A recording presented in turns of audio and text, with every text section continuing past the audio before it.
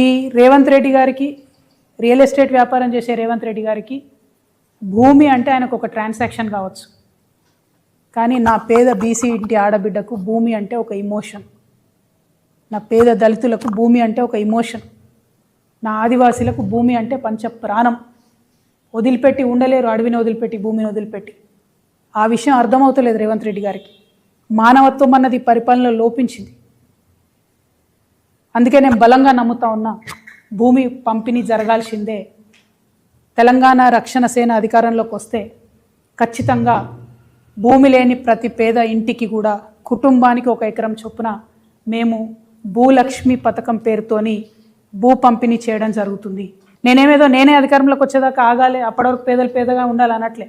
కాంగ్రెస్ ప్రభుత్వం భూ పంపిణీ కార్యక్రమం మొదలు పెడితే మొదటి వరుసలో నిలబడి మేమే పంపిణీ చేస్తాం. 1 ఎకరం లేనటువంటి పేదల గురించి వాళ్ళు నేను అప్పీల్ చేస్తూ ఉన్నా, వాళ్ళ గురించి మాట్లాడుతూ ఉన్నా. సామాజిక న్యాయ సాధన జరగాలంటే ముందు భూమి ఉండాల్సిందే. ఒక గ్రామంలో పరిస్థితి ఇమాజిన్ చేసుకోండి.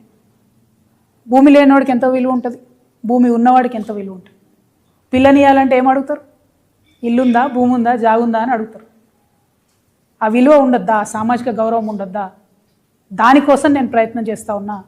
దయచేసి ఈ విషయాన్ని అర్థం చేసుకోవాల్సిందిగా మా మేధావర్గాన్ని అప్పీల్ చేస్తూ ఉన్నా.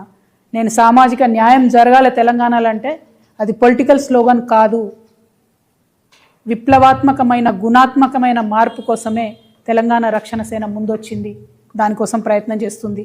మరి భూలక్ష్మి పథకం కోసం మా ఆడబిడ్డలంతా కూడా ఆలోచన చేయాలి. మీ ఆడబిడ్డగా సమాజంలో గౌరవం సాధించాలంటే ప్రతి కుటుంబానికి కనీసపు ఆస్తి ఉండాలి, 1 ఎకరమన్న జాగుండాలని బలంగా నమ్మే వ్యక్తిగా నేను ఈ పథకాన్ని ప్రవేశపెడతా ఉన్నా. మీ అందరి సంపూర్ణ మద్దతు, ఆశీర్వాదం తెలంగాణ రక్షణ సేనకు ఉంటుందని చెప్పి భావిస్తున్నా. నిజంగా 1 సెకండ్ ఆలోచిద్దాం. యాజ్ హ్యూమన్ బీయింగ్స్, 1 అర్ధ గజం భూమి ఉంటే, 1 గుంట భూమి ఉంటే ఎంత కాన్ఫిడెన్స్ ఉంటుంది. నేను ఉట్టిగా నిర్ణయం తీసుకోలేదండి. దాదాపు 2 నుంచి 3 వేల మంది మహిళలతో ఇంటరాక్ట్ అయ్యి, పేద మధ్యతరగతి అగ్రవర్ణాల్లో ఉన్న పేదవాళ్ళతో అందరితో ఇంటరాక్ట్ అయిన తర్వాత వాళ్ళు అడిగిన నేను ఏం కావాలి అంటే, మేము రేపు చచ్చిపోతే మమ్మల్ని ఏడగాలేయాలి, 6 అడుగుల భూమి లేదు మాకు అని బాధపడుతున్న పరిస్థితి నేను చూసిన.